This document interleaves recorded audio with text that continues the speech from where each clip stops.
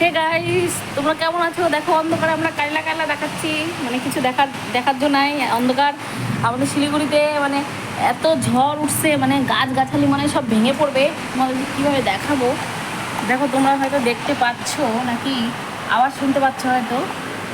পুরো একদম মানে কি বলবো, কিচ্ছু দেখা যাচ্ছে না।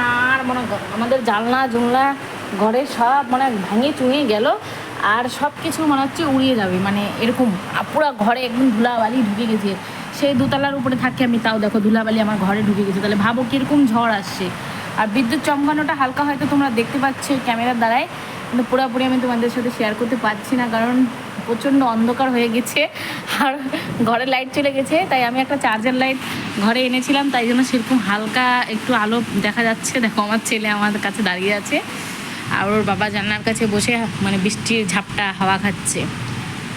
তো যাই হোক গাইস, মানে প্রচণ্ড ঝড়, জানি না সকালে উঠে তোমাদের সাথে কথা বলতে পারবো কি না। যে হারে ঘরদুয়ার নরম মানে বিদ্যুতে নড়ছে, মনে হচ্ছে না যে বাঁচবো।